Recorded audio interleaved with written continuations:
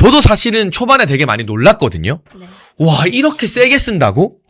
이게 사실은 현실 정치, 저같이 그냥 제도권 정치하는 사람 입장에서는 불가능한 수준의 당당한 입장문이었거든요. 그러니까 저도 사실은 한 점심 무렵까지는 좀 어안이 벙벙하다가 장해찬이 뭐 똑똑하지도 않고 뭐 특출난 재주는 없지만 딱 하나 있는 게 있잖아요. 의리. 당 대표든 대통령이든 내가 모시는 사람이 깃발 꽂으면 거기로 돌격한다. 그게 저의 유일한 장점이라고 저 스스로 생각하는데, 장동혁 대표가 온 세상의 욕을 먹기로 감당하고 깃발을 꽂았으면 당직자들은 같이 돌격하는 거예요. 그러니까 저도 오늘은 당당하게 가슴을 펴고 어깨를 펴고 방송을 하려고 합니다. 먼저 서민 교수님, 네. 오늘 장동혁 대표의 기자회견 입장문 좀 전체적으로 어떻게 보셨는지, 교수님도 좀 놀라셨는지 소감을 먼저 여쭤보고 싶습니다. 저는 뭐 장동혁답다라는 생각이 들었고요. 어쨌든 뭐 이번에 이제 계엄이 곧 내란이 아니다는 입장을 분명히 해왔는데 1심 판결은 이런 주장을 뒤집을 충분한 근거 설명 내놓지 못했다라고 이제 말을 했고, 그리고 이게 조중동과 친한계들이 그동안 계속 뭐 계엄 사과하고 윤 절연하라고 계속 얘기를 했던 거를 정면으로 반박하고 우리는 아니다. 우리는 윤 대통령 같이 가겠다. 이런 뜻을 한 거거든요. 사실 말이죠. 선거라는 거는 어떻게 보면 지지층을 더 결속시키는 그런 싸움인데, 아니 뭐 윤 대통령하고 관계 있으면 다 절연하고 우리 편을 다 잘라가면서 선거 어떻게 이기려고 그래? 나 친한계랑 조준동은 정말 이해가 안 가는데, 만약에 이 장동혁 대표의 이 성명 여기에 대해서 조중동이 조금 이렇게 지원 사격 같은 거, 장동혁 대표 야당 대표로서 좋았다 이런 말만 좀 해줬으면 우리 지지율이 더 올랐을 텐데, 그런 거 하나 없이 막 황무지에서 계속 달리면서도 이 지지율 유지하는 거 정말 대단합니다. 김혜원 대변인은 네. 또 당 대변인으로서 어떤 입장문이 나올까 나름 노심초사하고 옆에서 지켜봤을 텐데, 네. 오늘의 이 입장문을 보고 좀 어떤 생각이 드셨어요? 어제 입장이 바로 안 나오나요? 라고 많은 분들께서 질문을 주셔서 네. 제가 여쭤봤더니 내일 나가요 하시더라고요. 저는 예상했습니다. 아, 큰 거 온다. 그래서 이 입장이 발표된 다음에 쏟아지는 이 비를 그래 그냥 맨몸으로 함께 맞자라는 생각을 했는데, 오늘 이 입장을 듣고 솔직히 저는 개인적으로는 그냥 속 시원했어요. 우리가 무슨 잘못이 있냐, 우리가 뭘 잘못했는데 계속 이렇게 쫓기고 살아야 되냐, 심지어 내부에서도 우리가 계속 총 맞고 있지 않습니까? 우리가 뭘 잘못했죠? 여러분, 우리가 뭘 잘못했어요? 근데 이런 것들을 정말 한 방에 우리의 마음을 솔직히 어루만져주는, 이제 힐링을 해주는 저는 대표의 성명이었다고 생각을 하고요. 그 뒤에 지금 뭐 소나기 막 뭐 우박 떨어지고 있습니다. 저희한테 십중포화가 막 나오는데, 하지만 그 또한 말씀하신 것처럼 우리 함께 맞아야지요. 뭐 얼마든지 우리에게 또 공격하시고 뭐 우리가 뭐 어떻다 저떻다 뭐 구구 이런 거 뭐 뻔한 소리 또 하시고 뭐 사과 절연 뭐 얘기하시고 다 괜찮아요. 뭐 윤호님 뭐 다 괜찮아요. 그냥 우리는 그냥 똘똘 뭉친 보수 우파 시민들이고, 우리는 그냥 그렇게 비를 내리시면 비 맞을 테니까 우리는 우리의 길을 가겠습니다. 그러니까 사실 윤석열 대통령님도 어제 판결 이후 입장문을 내면서 결과적으로 국민에게 많은 좌절과 고난을 겪게 한 건 깊이 사과한다고 했어요. 네. 그리고 장동혁 대표도 과거 기자회견에서 수단으로서의 계엄에 대해서 반성한다, 과거로부터 우리가 벗어나서 미래로 가겠다는 입장도 냈어요. 네. 그리고 오늘은 또 우리 당당하게 이재명의 재판 재개가 필요하다라는 입장도 냈습니다. 근데 이런 것들이 모순되는 것이 아니라 네. 각자 조금씩 생각이나 표현 방법은 다르더라도 우리가 하나로 똘똘 뭉쳐서 결국에는 선거에서 이기고 민주당을 쓰러뜨리고 이재명 정부를 쓰러뜨리는 것이 핵심이다라는 그 본질을 꿰뚫고 있는 거거든요. 맞아요. 그러면 지금 시점에서 이 말이 마음에 안 들어, 저 말이 마음에 안 들어, 그리고 왜 이걸 미리 안 내고 지금 내냐, 타이밍이 마음에 안 든다, 이렇다 저렇다 따지는 건 이제는 다 장동혁 대표의 입장문 앞에서는 무의미해진 것 같습니다. 그리고 장동혁 대표도 정치인인데 오늘 같은 입장문을 내면 온 언론과 온 사방의 정치인들이 다 비판하고 공격할 거란 걸 왜 몰랐겠습니까? 그렇습니다. 맞아요. 잘 알고 했을 겁니다. 주변에서 많은 이야기를 들었을 거고. 근데 그걸 감안하고 본인의 당 대표직이 아니라 아예 정치 생명을 걸고 이런 입장을 냈기 때문에 지지하는 분들이라면, 당원분들이라면, 그리고 저희 당직자들이라면 김용훈 대변인 말씀처럼 비를 같이 맞으면서 어려운 길을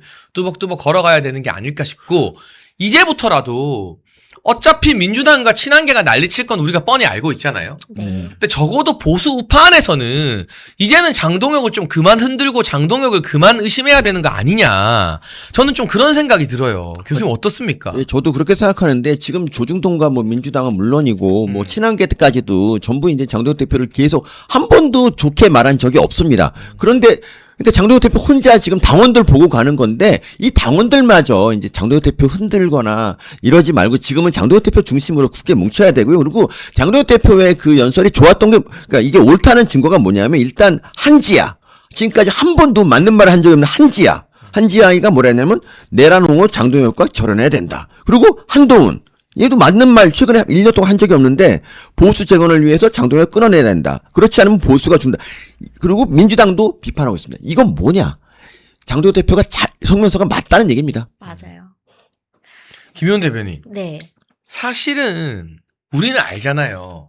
이런 입장문 내는 게 얼마나 어려운지. 아, 이 정도 레벨로 내는 게.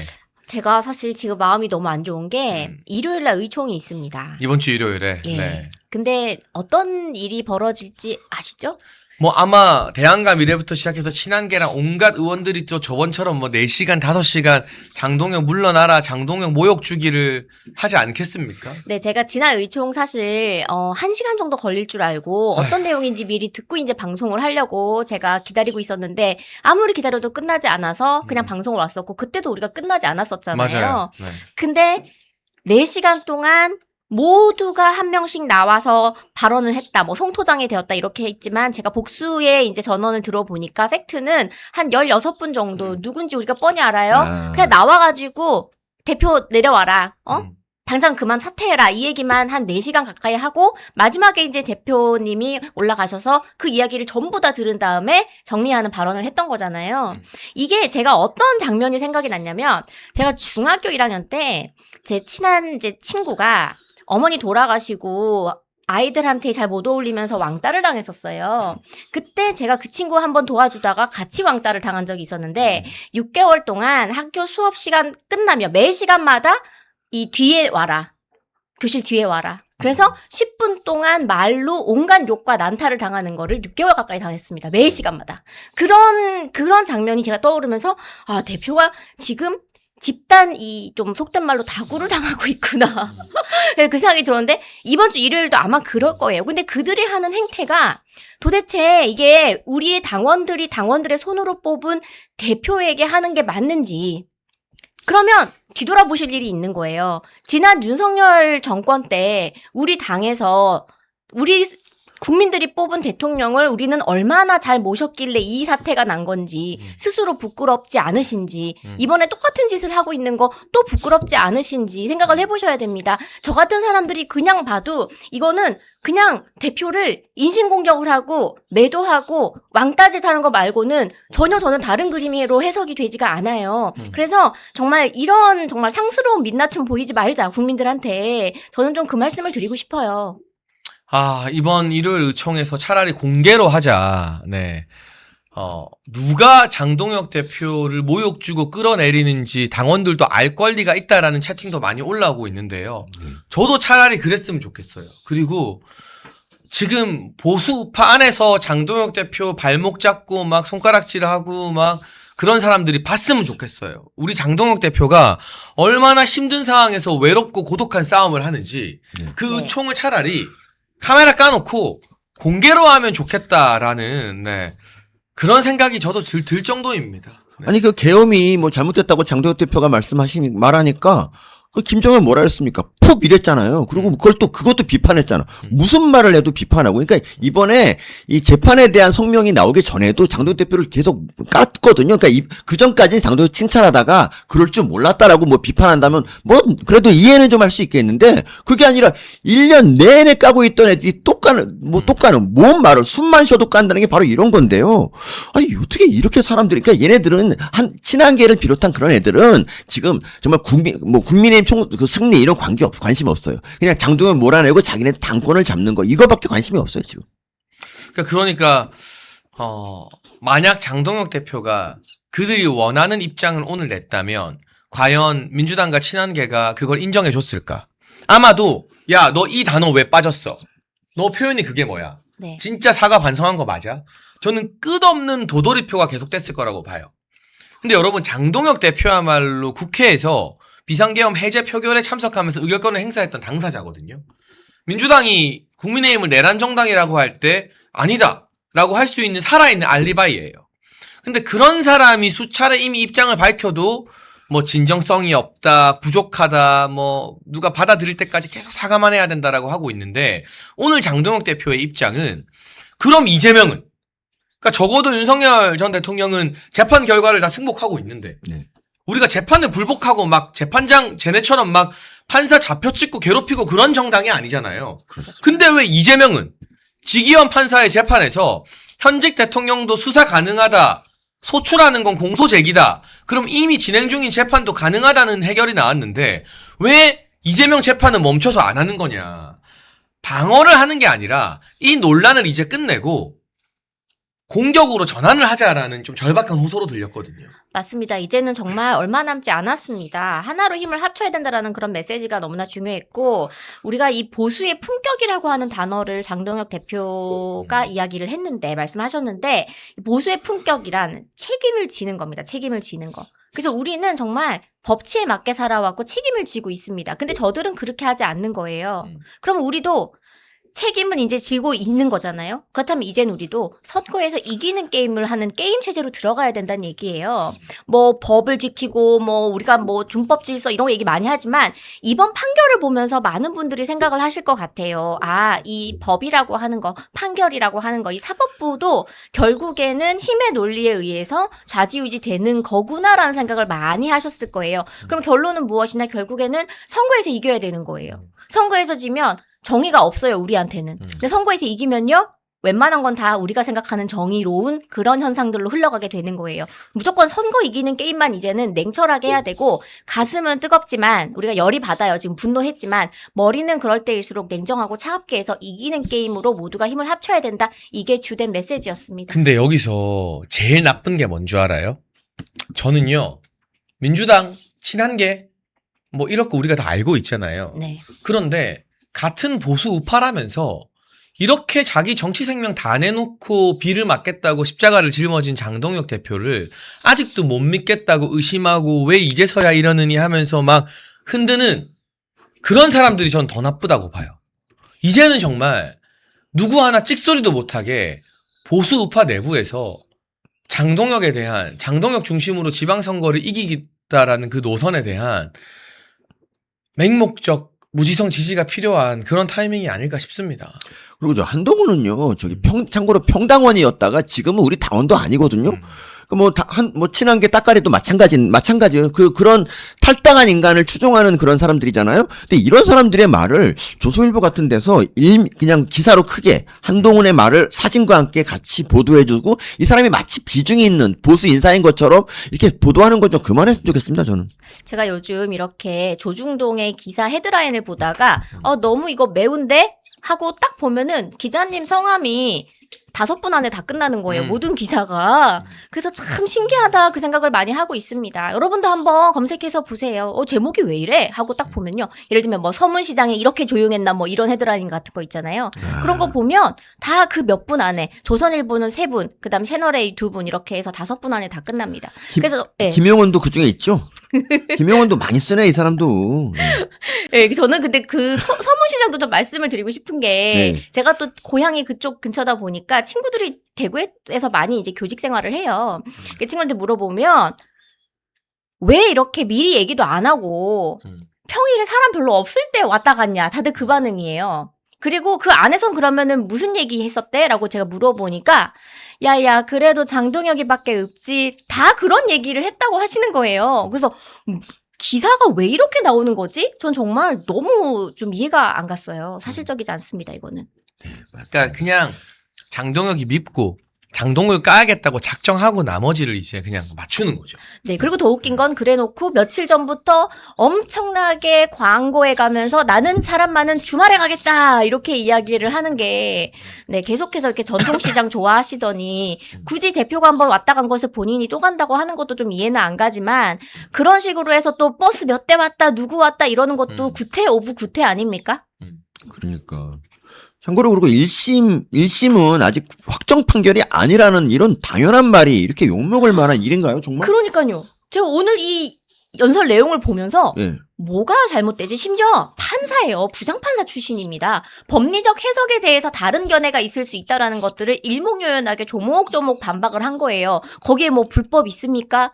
뭐 지금 내란 가담이다 뭐 이런 내용이 있습니까? 없습니다. 너무나 상식적인 이야기를 한 거고 듣는 사람이 그냥 갸우뚱하지 않고 그냥 끄덕끄덕하는 그런 내용이었는데 이게 왜 의총을 열어서 또 4시간, 5시간 난타전을 당해야 되는 그런 일인지 솔직히 저는 모르겠거든요. 그리고 장동혁 대표 입장문에서 선거 승리, 전략적으로 우리가 이기는 방법으로 뭉쳐야 된다는 말이 거듭 반복이 됩니다. 네. 그래서 제가 말씀드릴게요. 여러분, 지금 가장 우리 보수 우파 세력을 좀먹는 문구는 뭐냐? 지선 보이콧해라. 투표하지 마라. 근데 아닙니다, 여러분. 우리가 투표 안 하면 민주당과 이재명은 희희낙낙해서 제일 신나요. 한동훈 제일 기분 좋아질 거예요. 그렇죠. 우리는 기를 쓰고 이 장동혁의 의지를 지키기 위해서는 서울과 부산을 이겨야 되기 때문에 옆 사람 10명씩 데리고 투표장 가서 투표해야 되는 거예요. 그것만이 오늘 목숨 걸고 입장문을 낸 장동혁 대표의 정신을 우리가 지켜줄 수 있는 유일한 방법인 거예요. 선거 지면 장동혁의 정치 인생도 날아가지만 장동혁이 목숨 걸고 지키려고 했던 그 노선이 저 노선은 선거 지는 노선으로 낙인이 찍혀서 와르르 다 무너지게 돼 있어요. 무조건 투표해야 돼요. 무조건. 맞습니다. 지금 보이콧 이야기들이 며칠 사이에 계속해서 나오고 있는데 보이콧해서 누가 가장 기쁠까요? 민주당 좋은 짓 하는 겁니다. 그럼 그런 식으로 보이콧을 유도하는 세력들은요? 100% 뿌락치라고 보시면 됩니다. 그러니까 잘 모르고 욱하는 마음에 그런 이야기를 했다가 나 너무 화가 나니까 그런 값다 할 수 있어요. 근데 여러분 저희가 설명해 드리잖아요. 그리고 오늘 장동혁 대표의 입장문 마지막에 투표를 반드시 해야 된다. 선거 이겨야만 우리가 지키려는 것을 지킬 수 있고 선거 지면 우리가 지키려는 거 아무것도 못 지킨다고 간곡하게 호소했잖아요. 그 장동혁이. 그러면 여러분 이제까지는 잘 몰라서 감정적으로 욱했다 하더라도 오늘 장동혁 대표의 입장 이후에도 계속 선거 보이콧 이야기를 하고 투표 안 하겠다는 건 그거는 이제 오늘 이후로는 진짜 나쁜 사람인 거예요. 오늘 맞아요. 이후로는. 그리고 내가 욱했다가도 그렇네. 어떻게든 투표해야겠구나. 본투표 하셔도 돼요. 어떻게든 투표해야겠구나. 그래서 선거를 이기고 서울이랑 부산을 이겨야만 장동혁을 지킬 수 있구나. 이제 여러분 다시 생각 바꾸고 돌아오시면 되는 겁니다. 참고로 한동훈이 맨날 얘기하는 게 장동혁 체제로 지방선거 이제 망한다 이런 얘기를 정말 많이 했는데 사실 그럼 한동훈은 그러면 선거에서 아주 대단한 전략가일까요? 우리 2024년 총선 있잖아요. 한동훈이 비대위원장 해서 치른 선거로 108석 대참패했어요. 대참패. 그때 이렇게 참패하지 않았으면 이게 그 대통령이 그런 극단 선택을 안 했을 수도 있단 말이에요. 그러니까 거기서 한동훈은 셀카만 찍고 자기 사람 다 꽂고 필패하는 그런 모든 거를 다 했고 그래서 108석의 참패를 얻었는데 그럼에도 불구하고 다시 당대표 복귀했죠. 근데 그때 정말 웃긴 게 뭐냐면 그때 한빠들이 뭐라 그랬냐. 한동훈이었기 때문에 이만큼이라도 했지 한동훈 아니었으면 더 졌다. 난 108석에서 더 어떻게 내려가는지 그게 계산이 안 되더라고. 아니 그때 부산하고 대구 빼고 거의 다 졌는데 아니 한동훈이 뭘 더 이겼죠? 그거 절대 그렇지 않은데 선거 참패했으면 이제 좀 가만히 있지. 당내 선거에 후보로 나오지도 못하는 애가 계속 선거 넣어진다 이렇게 얘기하는 거 정말 추합니다 진짜. 근데 제가 지금 댓글을 보니까 그 말씀을 전환기 선생님께서 하셨다고. 그래서 아이고 프락치 그 말은 취소할 텐데 앞으로는 말씀하신 것처럼 앞으로는 그런 말씀 하시면은 좀 안 좋을 것 같다라는 생각을 하면 좋을 것 같아요. 제가 전환기 선생님께서 그 말씀하신 거는 제가 몰랐는데 좀 정정을 하고 싶고요. 근데 전환기 선생님께서도 좀 우리와 함께 하셨으면 좋겠습니다. 제가 선생님이 너무 애정하는 제자여가지고. 근데 뭐랄까요, 이 선거 관리에 대한 부분은 말씀하신 것처럼 분명히 좀 바꿔야 되는 거는 맞아요. 왜냐면 지난 이 대선 때 제가 권한대행 모셨잖아요. 마지막에 교육부에 있으면서 그때 선거관리 회의가 뭐 매주나 격주 이렇게 선거 전에 있었거든요. 그러면은 여러 가지 그럼 뭐 봉인지 스티커 문제라든지 그 다음에 그 사전 투표 이 투표함에 그것을 밑에 행랑으로 하지 말고 딱딱한 뭐 투명으로 하자 이런 여러 가지 건의 사항들이 나왔었고 그런 것들을 열심히 다 모아가지고 행안부에다가 제출을 하고 그런 작업들을 다 했단 말이에요. 근데 그 중에 시정이 되지 않은 것들이 사실 상당히 많고 그래서 지금 우리 국민의힘에서도 5개 넘는 법안을 지금 발의를 하잖아요. 그래서 이거를 제도권 안에서 제발 좀 같이 힘을 모아서 풀자라는 말씀은 저는 좀 드리고 싶어요. 그래서 국민의힘 안에 뭐 엔추파도스, 뭐 치토스, 추파춥스 뭐 이런 엔초비 같은 이야기들이 많이 나오면서 또 우리 전체가 그런 세력인 것처럼 또 그렇게 많이 말씀들을 하시는 것들이 또 지난 며칠 동안 있었는데 우리가 그런 세력이라면 여러분들께서 지금 이렇게 멸콩TV 함께 시청하고 뜻을 모아주시겠습니까? 사실 그게 아니거든요. 그래서 이 투표에 대한 부분은 우리가 네. 이 제도권 안에서 우리 국민의힘에다가 열심히 힘을 모아주셔서 우리가 이 의원들의 입을 빌어서 모든 게 나와야 되는 거지 밖에서 열심히 우리가 하는 것만으로는 사실은 좀 부족합니다. 그렇기 때문에 그럴 때일수록 그런 추파춥스 이름 가지고 이렇게 그냥 또 우리를 뭔가 쟤들도 다 똑같아 뭔가 빨대 꽂혔다 이런 식으로 말씀하시지 말고 그래도 장 대표가 지금 혼자서 호롤단신 열심히 지금 지도부를 당원들이 원하는 당으로 만들기 위해서 노력을 하고 있잖아요. 그래서 그런 부분들을 제발 좀 믿어주셨으면 좋겠고 그 엔추파도스인가요? 그거의 스페인어라고 제가 알고 있는데 이게 플러그가 꽂힌 이런 뜻이에요. 그래서 등에 뭐가 꽂혀가지고 그 꽂은 사람들 말대로 움직이는 뭔가 조종당하는 그런 세력이라는 뜻인데 우리 지금 국민의힘 지도부에 특히 장동혁 대표를 비롯해서 여러분들께서 애정하시는 그분들 중에 등에 뭐 꽂힌 사람 아무도 없거든요. 그러니까 더 이상은 우리 당이 안에서도 지금 내부에서도 너무 힘든데 밖에서도 그렇게 좀 흔드는 거 특히 우리 자유우파 시민들끼리 그렇게 뭐랄까 편가르기를 하고 공격을 하는 그런 발언들은 좀 앞으로는 좀 삼가해 주셨으면 좋겠다라고 좀 말씀을 드리고 싶습니다. 여러분 제가 계속 기침을 해서 죄송합니다. 사실 아직 몸이 정상이 아닌데요. 제가 목소리를 너무 세게 내고 말을 너무 많이 하면 막 이렇게 기침이 나오거든요. 근데 아까 흥분해서 네. 지선 보일 것은 진짜 우리 다 죽는 길이에요. 맞습니다. 맞아요. 그러면 장동혁도 죽고 우리도 죽고 모두가 다 죽어요. 예. 서울시장, 부산시장 선거 지잖아요. 그럼 모든 언론이 장동혁 때문에 졌다라고 할 그렇지. 거예요. 그러면 최악의 경우에는 한동훈이 다시 비대위원장으로 복귀할지도 몰라요. 너무 끔찍하죠? 그런 일이 일어나지 말라는 법이 없어요. 근데 지금 한가롭게 엔초파도스 하면서 막 장동혁도 못 믿겠다, 의심해야 된다 이런 이야기 하는 사람들은 본인의 의도가 어떻든 결과적으로는 이재명과 한동훈을 돕고 있는 거예요. 그러면 안 돼요. 여러분이 우리 멸콩TV 그 보수 우파 분열의 논란으로 10,000명을 찍다가 지금 8,000명인데 8,000명 적은 숫자 아니거든요. 여러분이 다른 채널 가서 그런 소리 하는 사람들이랑 싸우고 설득해서 정신 차리게 데리고 와야 하는 거예요. 정말로. 저는 깜짝 놀랐어요. 저같이 기성 정치권, 제도권 정치에 길들여진 사람들은 장동혁 대표가 이런 입장문 낼 거라고는 상상도 못했어요. 상상도. 맞아요. 이거는 당 대표직을 건 게 아닙니다.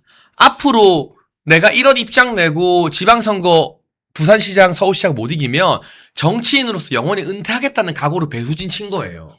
장동혁이라는 역대 인물이. 국힘 당대표 중에서 저는 이렇게 당원들하고 같이 호흡하고 함께 가는 당대표를 저는 진짜 본 적이 한 번도 없습니다. 맨날 국힘 보면 진짜 다 국힘은 왜 저래 이런 생각밖에 안 했는데 장동혁 대표 1년은 아니지만 6개월, 8개월 정도지만 너무 전 잘한다고 봅니다. 그러니까 이런 장동혁을 아직도 못 믿겠다고 의심하고 뭐 투표를 하지 말자, 지선은 져도 된다 이런 소리 하는 사람은 진짜 무책임한 사람들입니다. 예, 전 전환계 선생님 제자 아니니까 그냥 말씀드리면 전환계 선생님 지난 탄핵 반대하는 집회 때 그냥 많은 국민들한테 저희 이제 꿈과 희망을 불어주신 거 정말 감사드리고 저도 이제 그때 같이 응원했었는데 선거 전략 이런 거에 대해서는 장동영 대표한테 맡겨주면 좋겠습니다. 여러분, 환신골드에서 신년 기념으로 2+1 이벤트를 진행합니다. 50년 전통의 신화제약이 개발한 27가지 한약재로 발효한 환신골드. 면역 강화, 혈액순환, 피로 회복, 기억력 개선, 항산화 도움을 주는 식약청이 인정한 건강기능식품. 특히 밤에 자다가 화장실 자주 가시는 분들에게 아주 좋다고 하네요. 멸콩TV에서는 환신골드 2+1 구매 고객에게 구국의 지도자 박정희 대통령님께서 57년 전 국가 발전을 위해 직접 집필하신 전집 6권을 새롭게 편집한 박정희 전집을 무료로 선물로 드리고 있습니다. 2+1과 박정희 대통령님 전집을 함께 받을 수 있는 기회 놓치지 마세요. 상담 전화 010-9699-1144로 부탁드립니다. 지금 우파의 제도권이 아닌 제도권에 있지 않고 싸우는 많은 분들이 있습니다. 있죠. 그러면서 그런 분들에게 뭐 요청한다. 이제 뭐 서로 다른 목소리를 내지 말고 우리 하나로 뭉치자 뭐 이런 얘기를 하셨잖아요. 그러니까 맞아요. 저는 이게 누굴 얘기하는 걸까? 저는 이거 유튜버들이랑 스피커들 얘기하는 거라고 봐요. 그렇겠죠. 예, 그러니까 하도 그냥 계속 갈라치기 하고 뭐 엔추파도 쓰니 추파춥스인지 뭐 치토스인지 모르겠는데 자꾸 그거 가지고 막 보수 분열시키고 막 국힘 버려야 된다. 장도혁도 뿌락치다. 장도혁이 윤석열을 버렸다. 장도혁이 보수를 버렸다. 이런 식으로 선동을 하고 네. 이 내부에서 이게 무너지기 시작하니까 장도혁 대표가 오죽 답답했으면 윤석열 대통령 선거에 대한 기자회견인데 유튜버들한테 얘기를 하고 있는 거예요. 이게 무슨 얘기냐? 좀 대충 알아먹어라. 나 니네 편이다. 왜 이렇게 네. 피아 식별도 못하냐. 야, 나 노력하고 있잖아, 지금. 나 니네 편이야. 좀, 대충 좀 알아들어, 제발 좀. 오죽 답답했으면 유튜버한테 얘기를 하냐고. 응? 그래서 저는 그 얘기를 한 것이라고, 그 얘기를 이제, 돌려서 한 것이라고 보고요.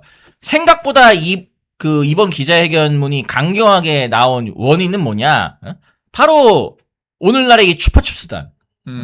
저는 이 사람들 때문에 장도혁 대표가 이렇게까지 강경하게 사실은 할 필요는 없었거든요. 네. 근데 이런 어떤 보수 내부에서의 어떤 이런 이 난을 어떻게 보면 한 방에 진압을 하고 내가 이 보수층을 꽉 잡고 이제 확실하게 지지층을 묶어놓고 드라이브를 걸겠다. 그런 어떤 의지를 저는 표현하기 위해서 장도혁 대표의 기자회견문이 생각보다 강경하게 나온 게 아닌가. 네. 그렇게 좀 원인을 좀 분석을 합니다. 그래서 이 기자회견문의 마지막 단락을 우리가 중점적으로 읽어봐야 됩니다. 장동혁 대표가 이렇게 썼습니다. 모든 답은 선거 승리에 있습니다. 선거에서 이겨야 우리가 지키고자 하는 것을 지킬 수 있습니다. 맞습니다. 선거에서 지면 우리가 할 수 있는 것은 아무것도 없습니다. 최악의 상황이지만 최선을 다하겠습니다. 함께 싸웁시다. 당당하게 싸웁시다. 그리고 지혜롭게 싸웁시다. 여러분, 제가 지금 제일 걱정되는 거. 여러분과 우리의 생각이 달라도 다 되는데 네. 장해찬 너 뭐 이렇다 저렇다 욕해도 되는데 제가 뭐 욕먹는 게 하루 이틀도 아니고 뭐 멸콩TV 구독자가 떨어질 때도 있고 시청자가 떨어질 때도 있고 잘 될 때도 있고 상관없어요. 저희 대표님도 산전수전 다 겪어서 이 채널이 거의 망하기 직전까지도 갔다가 막 이 저녁 시간대 최고의 채널도 됐다가 다 부침을 겪어서 눈앞에 그거에 일희일비하지 않아요. 근데 우리가 제일 걱정하는 건 뭐? 선거 포기하자는 거. 그렇죠. 선거 져도 된다는 거. 여러분 장동혁 대표 선거 지려고 이러는 거 아닙니다. 이기려고 하는 거예요. 네. 적어도 서울과 부산은 이겨야 장동혁의 정치가 계속될 수 있고요. 맞아요. 서울과 부산은 이겨야 이재명의 저 폭주에 조금이라도 브레이크를 걸 수 있고요. 서울과 부산을 이겨야 장동혁 보고 뭐라 손가락질하는 당내 친한계나 한동훈과 이 기회주의자들을 변명의 여지 없이 계속해서 정리할 수 있는 거예요. 맞습니다. 근데 선거 지잖아요? 지선 보이콧 하잖아요? 여러분이 선거 투표 안 해서 투표율 떨어져서 우리가 깨지잖아요? 그러면 장동혁 정치 인생도 끝이고 장동혁이 지키고자 했던 지금의 노선과 이 세력도 끝이고 우리가 지난주에 말했던 것처럼 한동훈 비대위가 옛다 하고 들어올지도 모르는 거예요. 그렇게 된 순간 이제 정통 보수가 다시 이제 장외로 비주류로 이제 빠지게 되는 거죠. 아스팔트에 남아 있는 거야 계속. 그러니까 이 기회를 정말 이게 잘 안 오는 기회예요. 이 기회가 장도혁 같은 사람이 당권을 쥐는 이 기회가 이게 지금 21세기 들어서 요 정도 해주는 당대표 글쎄 있었나요? 잘 기억이 안 나거든요. 국민의힘 역사를 통틀어서도 전 처음 봤어요.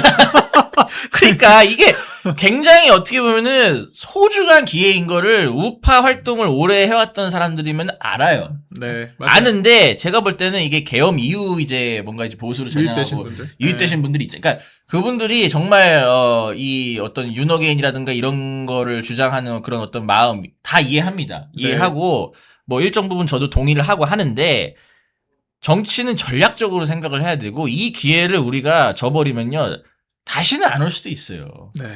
그러니까 우리가 주류일 때 우리가 이 어떻게 보면은 우리가 우리를 주류로 만들 수 있는 이 세력, 이 지도부를 우리가 지지를 안 해주면 누가 지지해 줍니까? 맞습니다. 그러니까 우리가 이 지도부를 지켜야겠다는 생각을 좀 여러분들이 좀 다시 한번 좀 되새겼으면 좋겠고요. 제가 이번에 만약에 선거에서 이제 패배를 하게 되면 당연히 이제 장도혁 대표가 뭐 물러나게 되거나 뭐 책임론이 이제 불거지겠죠. 책임론이 이제 불거지겠죠. 근데 저는 솔직히 만약에 이 기자회견 장도혁 대표의 이 기자회견에서의 어떤 노선을 지방선거까지 그대로 어떻게 보면 추구를 한다. 저는 설사 지방선거를 진다 하더라도 서울시장, 부산시장 선거를 진다 하더라도 저는 장도혁 체제로 계속 가야 되는 게 아닌가. 그럼요. 선거를 진다 하더라도 당원들이 장도혁 지도부를 지켜줘야 되는 게 아닌가. 저는 그런 생각까지 좀 들어요. 아, 물론 저희 마음은 다 똑같죠. 네. 저도 선거 결과와 상관없이 장동혁 대표가 계속했으면 좋겠어요. 네. 그걸 제일 바라는 사람이에요. 근데 제가 아는 장동혁이라는 인물은 서울 부산지잖아요. 본인이 구차하게 당대표 자리에 있을 사람이 아니에요. 박명현 대표는 알잖아요. 그럼요. 그렇기 때문에 우리가 목숨 걸고 한 명이라도 더 설득해서 투표장 나가자. 네. 여러분 뭐 사전투표를 못 믿겠으면 본투표 좋습니다. 근데 그 누구든 윤석열 대통령님도요. 대선 때 사전투표 날에도 우리 일단 투표 많이 해달라. 네. 김문수 후보도 그랬고요. 네. 일단 투표 많이 해야 돼요. 투표를 많이 하면 여러분이 걱정하는 일이 일어날 가능성이 더 줄어드는 겁니다. 그렇죠. 역설적으로 네. 우리가 많이 이겨버리면. 그래서 지금 가장 위험한 보수 우파를 좀먹는 암적인 구호가 지선 보이콧이라는 소리인 거예요. 그러니까 이게 뭐 엔추파도스라는 뭐 개념이 그거라면서요. 베네수엘라에서 이제 네, 사실상 가짜 야당. 야당, 뭐 네. 여당 도우미 역할하는 야당이라는 건데 여당 도우미라는 개념이 뭡니까? 두 가지밖에 없습니다. 첫째, 선거 지라고 고사 지내는 사람들. 맞잖아요. 야당이 선거 지면은 여당이 네. 웃는 거예요. 아주 간단한 이치잖아요. 그리고 두 번째, 그 여당이랑 손잡고 야당 대표 흔드는 사람들. 한동훈계, 뭐 대한과 미래. 전 대한과 미래 참 보면은 재밌어요, 이분들. 뭐 절반 정도는 정말 이게 소장파라고 하는 말이 좀 민망할 정도의 이력을 가지신 분들이고, 네. 뭐 또 이제 한 반절 정도는 2024년에 총선에 할당제 공천을 받으면서 입당하신 분들이던데, 이분들 설 동안에 장도혁 대표가 이재명이랑 그렇게 처절하게 부동산 논쟁 벌이면서 뭐 조민당 뭐라 그럽니까? 조국당에서는 어머니가 몇 명이냐 뭐 이런 얘기 하잖아요. 패륜적인 막말할 때 거둔 사람 한 명도 없었습니다. 그런데 바로 며칠 뒤에 윤 대통령 선거 나왔잖아요. 4시 반에 이 선거문에 대한 그런 낭독이 끝났는데 5시 기자회견했어요. 그러니까 답 정해놓고 그냥 기자회견장 잡아놓은 거예요. 그냥. 이분들 전 놀랍습니다. 이분들이 지금 윤 대통령을 비난할 자격이 없는 게 이렇게 여당 도우미 역할하고 민주당 도우미 역할 하니까 애초에 대통령이 고립됐던 거 아닌가요? 본인들이 그렇게 기자회견장 30분 만에 잡을 정도로 그렇게 부지런하게 민주당 상대로 야당 견제했으면요. 대통령이나 우리 어떤 정부에서 무리수를 둘 이유도 없는 거예요. 본인들이 다 그런 식의 잘못된 행태로 구태스러운 정치를 해왔기 때문에 이 사단이 난 건데 본인들이 뭐라고 남일처럼 품평이나 합니까? 그러니까 결과적으로 뭐죠? 치토스? 아니 제 진짜 단어가 너무 어려워요. 아무튼 뭐 추파춥스, 엔초비 네. 파스타. 여당 도움이라고 하는 그 데피니션 그대로 가져가 보자고요. 첫째, 여당 좋으라고 선거 지자고 하는 사람들. 둘째, 그 자기네들이 당권 잡겠다는 목적 하나로 지도부 흔들려고 여당이랑 손잡는 사람들. 여당이랑 손잡고 특검법 통과시키니 많이 대통령 협박질하고 그런 식으로 해서 정권 전복시키는데 이바지했던 사람들. 이런 사람들이 다 추파춥스인 겁니다. 그리고 장도혁 대표의 어떤 당무에 대해서 이 제도권 정치라고 하는 게 저희가 막연하게 말씀드리는 게 아니에요. 그 견제를 받고 감시를 받기 때문에 제도권 정치가 힘든 겁니다. 언론이 뭐라 하죠? 원내에서 또 뭐라 하죠? 그 뭐 시민단체들 그리고 뭐 여당에서 또 뭐라 하죠? 하다못해 최고위에서도 견제가 들어와요. 비공개 회의에서조차도. 그러니까 무수한 견제와 비판을 받아야 되는 위치이기 때문에 말 한마디 조심스러운 건데 그런 제도권에서의 제약 때문에 발생하는 전략적인 모호성 측면을 너 배신자잖아. 여당 돋보있잖아 라고 얘기를 하면은 그때부터 대화가 성립이 안 되는 거예요. 그래서 이런 것들은 잘 구분을 해야 되고 지금 누구보다 선거 승리가 간절한 사람 장도혁 대표밖에 없다. 이 지점을 분명히 하고 가야 될 것 같습니다. 그러니까 뭐 저희가 이제 추파추스단 분들에게 뭐라 하는 건 아니에요. 예. 저희가 뭐 욕을 하거나 비난을 네. 하는 게 아니고 정확한 판단을 하셔야 된다. 네. 예, 정확한 판단을 하셔야 되고 너무 그 약간 그 이른바 이제 사람은 누구나 그럴 수 있어요. 군중 심리에 취하다 보면은 뭔가 막 그런 글들과 영상을 보게 되면은 거기에 매몰되고 생각이 갑자기 거기에 막 집착을 하게 되고 그럴 수 있는데 다시 돌아오시라는 거예요. 네. 다시 돌아오셔서 아니 우리 여태까지 잘 해오지 않았습니까? 그러니까 저는 딴 건 다 좋아. 네. 뭐 저를 엔추파도스라 불러도 되고 네. 국민의힘에 마음에 안 드는 사람 그렇게 불러도 돼요, 여러분이. 그거 부르지 말라는 말이 아니에요. 음. 근데 제발 선거 안 한다, 지선 보이콧이다, 이건 민주당이 제일 좋아할. 그렇죠. 이재명이 입이 귀에 걸려서 찢어질 그런 소리만 하지 말라는 거예요. 네. 투표는 해야 된다는 거예요. 선거는 해야 된다는 거예요. 이 선거에 얼마나 많은 게 걸려있는지 장 대표가 입장문에 절절하게 밝히지 않았습니까? 그렇죠. 아니 그 선거 보이콧하는 분들이 주장하는 그 미국의 도움이라고 하는 것도 그 미국의 지금 트럼프 정권 어떻게 만들어졌습니까? 선거로 만들어진 거예요. 결국 결과적으로 집권을 해서 지금 수사를 하고 있지 않습니까? 마가라고 하는 시민사회 세력들과 함께 연대를 해서 제도권 정치에서 선거를 통해 선출이 됐고 승리를 했기 때문에 지금 그 트럼프 정권이 있는 겁니다. 뭐 항공모함 가지고 올지 말지 모르겠습니다만 그 정권조차도 선거를 통해 탄생을 했다고요. 그리고 그 일본의 다카이치 총리 같은 경우에도 극우라고 그렇게 비난 매도를 당하다가 압승을 거두니까 지금 극우라고 하는 딱지 못 붙입니다. 아무도 못 붙여요. 이재명도 그 사법 리스크 안에서 대법원 거의 확정 판결 직전까지 갔던 그런 사안들을 대통령 되고 나니까 누가 하나 재판하겠다는 사람이 있습니까? 없어요. 모든 건 다 선거 승리로부터 나온 힘에서 나오는 거거든요. 그러니까 미국의 도움이란 것도요. 네. 우리가 선거에서 유의미한 결과를 내고 이겨야 그럼요. 가능해지는 거예요. 네. 윤석열 대통령 1심 선고 이후에 해외 기자들이 백악관 대변인한테 물었습니다. 입장이 있냐? 네. 백악관이 이렇게 말했습니다. 한국 사법 절차에 대한 별도 입장 없다. 네. 그 박근혜 대통령 탄핵 그 때도 똑같았어요. 그 굉장히 냉정하죠. 속상하죠. 근데 여러분, 저희는 여러분한테 슈퍼챗 빨려고 큰 거 온다, 큰 거 한방, 항공모함 온다 이런 말 사기 안 쳐요. 이게 냉정한 현실이에요. 근데 우리가 선거를 이기잖아요. 네. 지지율이 역전되고 이재명 정부의 조기 레임덕이 오잖아요. 정권 1년차 지방선거에서 서울시장, 부산시장을 국민의힘이 이기면 네. 장동혁은 급부상하는 대선 주자가 되고 그럼요. 이재명은 바로 레임덕 와요. 맞아요. 그럼 지들끼리 이제 싸우느라 유시민이 벌써 막 친명계랑 싸우고 난리 났잖아요. 네. 이 내전이 펼쳐질 거예요. 그러면 그때 미국도 다 미국이란 나라도 다 계산적으로 자기 나라한테 뭐가 도움이 될까를 보는 그런 시스템이기 때문에 그럼요. 그때 가서 지금 보니까 한국의 선거 시스템에 문제가 있는 것 같다. 뭐 한국의 사법 절차가 너무 편향적이지 않은가 우려된다. 네. 그런 메시지들이 우리가 선거를 이겨야 나올 수 있는 거예요. 맞습니다.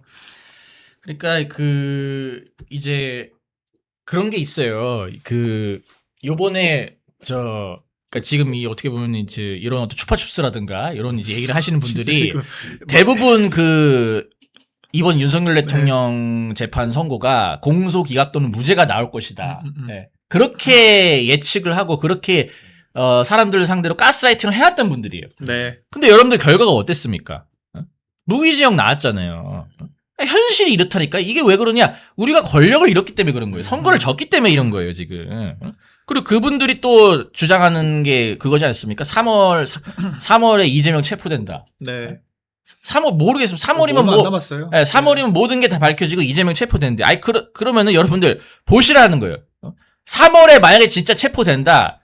제가 사과드릴게요. 제가 진짜 삼보일배하면서 사과드릴게요. 근데 체포 안 된다.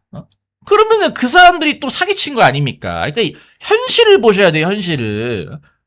여러분들이 원하는 말, 정말 희망하는 어떤 그런 것들을 얘기해 준다고 해서 그 사람들을 따르면 안 되고 현실을 얘기하고 현실 내에서 싸워서 이길 수 있는 방법을 제시하는 사람들을 여러분들이 따르셔야 된다. 이렇게 좀 말씀을 드리고 싶고요. 선거를 이기면은 이재명의 레임덕이 올 뿐만 아니라 판사들을 압박할 수 있습니다. 판사들을 우리가 압박을 해서 이재명의 재판을 재개할 수 있고 그러면 이재명에게 당선 무효용 판결을 받아내서 조기에 이재명 정권을 끌어내릴 수 있는 거예요. 그러니까 그게 유일한 방법입니다. 그게 그리고 윤석열 대통령을 구출할 수 있는 조기에 구출할 수 있는 유일한 방법이기도 해요. 사실 우리가 탄핵까지 당한 정당이 정권 뺏기고 1년 만에 지방선거 이긴다 만다 얘기 나오는 것 자체가 기적이에요. 그럼요. 그러니까 저는 이 당의 이 어떤 원내 관계자라는 사람들이 너무 철이 없고 정치를 몰라서 너무 참 막연한 얘기들을 많이 하는데 뭐 8개는 가져야 되는 거 아니냐. 단체장. 장난합니까? 홍준표 대표 시절에는 2개 받았어요. 2개. 대구랑 딱 2곳. 경북. 네, 대구 경북. 나머지 다 졌습니다. 그래서 그때랑 지금 비교를 해보세요. 더군다나 그때는 그 레거시 미디어에서 하라는 거, 조선일보 하라는 거 다 했습니다. 박근혜 대통령 사실상 거의 출당시키다시피 하고 뭐 또 새로 태어나겠다라고 지금 원내 계신 분들, 우리 훌륭하신 분들 하시는 얘기 그대로 다 했어요. 근데 왜 졌습니까? 근데 오히려 지금은 제가 봤을 때 배가 부르니까 투정 부리는 것 같아요. 그러니까 지지율도 적당히 따라붙으면서 올라오고 이제 뭐 뒤로는 20%가 어쩌니 저쩌니 하는데 아니 20%밖에 안 된다면서 왜 8개 얘기합니까? 근데 결과적으로 본인들도 ALS 지표 같은 것들 보면은 지금 오차범위 내로 따라붙은 조사 또 나오고 있다라고 하는 걸 인식을 하니까 그런 구도를 지금 그리는 거 아니겠어요? 그러니까 저는 이미 장동혁 대표 중심으로 보수가 와해되지 않게 구심점 역할을 하고 있기 때문에 이 정도의 저는 구도를 만들었다고 봐요. 그럼에도 불구하고 우리가 여기 안주하면 안 되고 집권 1년밖에 안 된 정권이 선거에서 패배한다라고 하는 건요, 정말 치명적인 겁니다. 1년 만에 이미 권력이 없다는 거예요. 그렇기 때문에 당장 지방선거 가지고 중앙 어떤 정치에서의 지형이 바뀌진 않지만 이재명이 지지율 떨어질 거 아닙니까? 대통령 책임론 나올 거란 말이에요. 그러면은 당정 갈등이 더 격화가 되고 니탄 내 탓을 벌이게 되면서 지지율을 여당이 역전하게 되잖아요. 그러면은 대통령이 부담스러워지기 시작해요. 그럼 그때부터 안 그래도 사법 리스크 있는 대통령에 대해서 재판 재개해야 되는 거 아니야? 라는 얘기가 나오기 시작하고 그런 얘기가 바로 총선의 의제가 될 수 있는 겁니다. 그렇기 때문에 이게 모든 변수를 만드는 출발선이 지방선거에서 하나라도 더 가지고 오는 것에서 비롯된다라고 하는 거죠. 그렇기 때문에 이 선거 승리의 중요성은 저희가 몇 시간, 몇 날, 며칠을 강조해도 모자라요. 그러니까 네. 총선 승리를 위한 어떻게 보면 발판으로 그렇죠. 마련을 할 수 있는 건데, 그러니까 총선 승리 만약에 우리가 지방선거 압승을 해가지고 진짜 그런 지금 말씀하신 그런 분위기가 형성이 돼가지고 총선도 압승을 한다. 네. 그리고 이제 그때쯤이면 이 친명 갈등이 훨씬 더 격화될 거 아닙니까? 그러면 진짜 탄핵까지 갈 수 있어요. 네. 그때까지 그렇게 만약에 뭐 물론 이제 우리들의 희망이긴 하지만, 그렇죠. 예, 선거 승리를 한다, 탄핵도 가능해집니다. 탄핵. 그럼요. 예, 그러니까 선거 승리를 해야 우리가 뭘 하든 말든 하는 거지. 예, 선거 승리 없이는 아무것도 그냥 희망회로 희망 고문에 불과하다. 네. 그리고 우리가 총선을 이기는 것도 지금처럼 무슨 뭐 오픈 프라이머리를 하겠다, 무슨 뭐 한동훈 때처럼 무슨 대충 할당제 해가지고 그냥 직능단체 대표도 뭐 상징성 없는 사람들 데려와가지고 그냥 꽂아버리고 뭐 그런 식으로 우리가 막연하게 해서 이기겠다는 것이 아니라 지금 이렇게 당성을 중시하고 세대교체를 강조하는 장동혁 대표 체제에서 총선의 그런 기틀을 닦을 수 있다라고 하면요, 그게 달라지는 거거든요. 저는 지금 우리 지지자분들께서 뭐 대한과 미래 이런 분들한테 실망할 가치도 없다고 봐요. 왜냐면 우리가 그런 사람들을 뽑은 적도 없고 기대를 한 적이 없거든요. 그냥 한동훈 줄 타고 들어온 사람들인 거예요. 그러니까 그런 얘기 하는 게 저는 오히려 자연스럽다고 봐요. 반대로 무슨 말이냐면 우리 당원 지지자분들께서 원하는 사람들이 차기 총선에서 원내 진입을 한다라고 하는 건요, 단순히 이기고 지고의 어떤 그런 상황을 떠나서 지금 이런 피곤한 상황을 다시 안 만들 수 있는 단초가 되는 겁니다. 선순환이 되는 거예요. 당원 중심주의로 가는 거예요. 그러니까 민주당은 기본적으로 당원과 원내 의원들의 일체감이 있잖아요. 당원들이 뽑으니까 그렇습니다. 근데 우리 당 같은 경우에는요, 기자들도 되게 의문스러워해요. 어떻게 이렇게 당원들과 의원들의 인식의 격차가 이렇게 클 수가 있는지. 그리고 아니 원내 의원들 말만 들어보면은 지금 당 망하기 직전인 것 같은데 당원들이 왜 이렇게 많이 들어와요? 진짜 저한테 물어봐요. 근데 너무 단순한 이치예요. 그건 원내 의원들이 지금 당원들을 바라보고 있지 않기 때문이에요. 네. 한지아 같은 사람들이 당원들 바라봅니까? 한동훈 바라보잖아요. 그러니까 무슨 뭐 수발상공도 아니고 그런 식으로 명패도 없는 그 한동훈을 차에 태워가지고 소통관 들여다주고 이게 말이 되는 겁니까? 네. 그러니까 그런 상황이 지금 당에 반복이 되고 있기 때문에 우리가 총선 승리라고 하는 것도 누구의 체제 안에서 어떤 사람들을 공천해서 승리하는가가 굉장히 중요하고, 그렇기 때문에 지방선거의 의미라고 하는 게 정말 이 당의 미래, 국가의 미래를 좌지우지할 수가 있다. 그렇게 저는 생각이 됩니다. 저는 어쨌든 지금 우리가 중요한 승부처가 서울 부산이잖아요. 네. 서울 부산은 우리 보수층, 코어 지지층이 결집만 제대로 하면은 네. 충분히 이기고도 남는 지역이라고 봐요. 그렇죠. 부산도 원래 뭐 사실 보수 텃밭이고, 네. 서울도 지금 굉장히 그 보수화되지 않았습니까? 네. 경기도가 작용화된 데 비해서. 그래서 서울 부산만 잡으면은 우리가 이기는 거고, 그러면은 그럼요. 장도혁 체제 유지할 수 있습니다. 그러니까 네. 어려운 과제는 아니에요. 어려운 과제는 아닌데 지금처럼 보수가 분열되고 뭐 추파추스니 뭐니 선거 보이콧하고 이러면 안 돼요. 네. 이러면 진짜 그냥 이러면 서울 부산이 문제가 아니고 2018년 지방선거의 재림이 될 수도 있어요. 네. TK 빼고 다 질 수 있습니다. 그러면. 그러니까 우리 내부에서 분열을 했다가는 진짜 그냥 다 죽는다. 이재명 좋은 꼴, 한동훈 좋은 꼴만 만들어 주는 거다. 이거를 다시 한번 우리가 좀 인식을 해야 될 것 같습니다. 근데 이게 진짜 공식 같은 건데 사실 저는 이 원내 의원들이 정말 구름 위에서 정치한다는 생각이 드는 게요. 진짜 생각이 1차원적이더라고요. 그러니까 집토끼들은 어차피 우리 지지할 사람들인데 진짜 이렇게 얘기를 해요. 대놓고. 산토끼들 잡아오면 되는 거 아니냐고. 그러니까 저는 이 세계관을 어디서부터 바로잡아줘야 될지 모르겠어요. 집토끼 잡은 고기 아닙니다. 그러니까 어떻게 지난 보면 예. 그 정통 보수 국민들을 개돼지로 보는 거죠. 그러니까요. 네. 너네들은 어차피 우리 찍을 표 수밖에 찍어주는 없잖아. 기계로 보는 거지. 누구 뭐 다른 그 민주당 찍을 거야? 민주당 찍진 않더라도 투표장 안 나올 수 있어요. 우리 지난 총선 때 한동훈이 이 비례대표 엉망으로 공천하니까 어떤 일이 벌어졌습니까? 저 실제로 지난 네. 총선 때 국민의힘 안 찍었습니다. 저도 국민의 미래 안 찍었어요. 네. 그러니까 보수 우파들은 자유주의자기 때문에 네. 기본적으로 아니 우리가 김혜지 한지아 같은 사람들 원내 입성시키겠다고 내 소중한 한 표를 우리는 안 찍어. 왜 갖다 줘야 되죠? 어. 저는 그때 공무원 신분이었으니까 당원도 아니었기 때문에 뭐 상관도 없습니다만 안 찍어요. 실제로 지역구에서 국민의힘이 45% 득표했는데 비례대표 정당인 국민의 미래는 36%밖에 못 얻었어요. 그러니까요. 9% 가까운 유권자들 어디로 증발했습니까? 비례대표만 안 찍은 것도 아닐 텐데. 그러니까 이런 집토끼들을 상수로 두는 오만방자한 생각부터 버려야 돼요. 그리고 민주당 선거를 한번 보자고요. 민주당이 지난 지방선거 대패했지 않습니까? 4개밖에 못 얻었잖아요. 거의 호남이랑 제주도 정도. 근데 그때도 어떤 일이 벌어졌었냐. 박지원, 애기보거 기억하시죠? 네. 공동비대위원장으로 무슨 뭐 586세를 다 물러나야 된다. 무슨 최강욱 성비위를 제대로 단죄해야 된다. 내가 이 아저씨들 멱살이라 잡고 싶다. 그 난리를 치고 완전 분탕을 쳤습니다. 그때 이재명도 박지원 제어를 못했습니다. 결과가 어떻냐. 민주당 내부에서 박지원 왜 안 잘라내냐 자중질환이 펼쳐지면서 민주당 집토끼들이 투표장에 안 나왔어요. 민주당에서 그 코어라고 하는 4050 세대 투표율이 역대 최저를 찍었습니다. 그렇기 때문에 민주당이 대패를 한 거예요. 그렇죠. 그러니까 이런 역사를 보더라도 선거는 단일 대우 못하고 집토끼들 상수로 두고 산토끼 잡겠다고 무리수 두면은 그러면 지는 거예요. 오픈 프라이머리 한 김무성 대패했죠. 그리고 여론조사 100%한 황교안 대패했죠. 그리고 여론조사 80%또 수도권 반영한 한동훈 대패했습니다. 여론조사 반영한다고 이기는 게 아니에요. 좀 정신 좀 차리세요, 제발. 그 여론조사 자체가 굉장히 그 통계적으로도 좀 정확하지 않고요. 전체를 대변하지도 않죠. 예. 네, 그래서 그런 것들이 여러 가지 이제 문제가 있는 건데, 이거 박지원 씨 얘기하니까 예. 갑자기 한동안 머릿속에 없다가 예. 맞다 지연이 분탕 쳐가지고 그때 민주당 친 네. 거예요, 사실. 맞다 아기보고. 예. 그때 저희가 얼마나 부추겼습니까? 제가 그때 당 대변인이었거든요. 네네. 민주당이 한동훈 부추기듯이 박지원 잘한다 그랬어요. 저희도. 얼마나 좋습니까? 자기들끼리 싸우는데. 그분은 요즘 뭐 가끔가다 뭐 쿠팡 뭐 택배 알바 하루 해놓고. 그렇죠. 예? 너무 고생했다. 여러분 저 이렇게 열심히 살고 있습니다. 막 그런 식으로 또 마케팅하고 있더라고요. 근데 전직 비대위원장인데 네. 지난 총선에서 송파 경선 나갔거든요. 네. 3% 얻었대요. 그러니까 민주당의 권리당원들이 네. 이런 배신자 분탕 치는 사람들에 대해서 얼마나 단호하게 단죄를 하는지 적나라하게 보여줬다라고 생각을 하고 아니 이미 선거 레퍼런스가 뻔해요. 특히 지방선거는 고관여층들이 많이 참여하기 때문에 그렇죠. 코어층 흔들리면 집니다. 지방선거는 뭔 얼어 죽을 산토끼 타령을 해요. 지방선거 같은 경우는 보통 보면 총선이나 대선에 비해서 네. 한 10%에서 20% 네. 정도 투표율이 떨어져요. 그럼요. 이게 50% 뭐냐면은 안 나와요. 네. 중도 내지는 정치 저간의층들이 투표를 잘 안 합니다. 그렇죠. 네, 왜냐면 정확하게 퍼센트가 있는 게 네.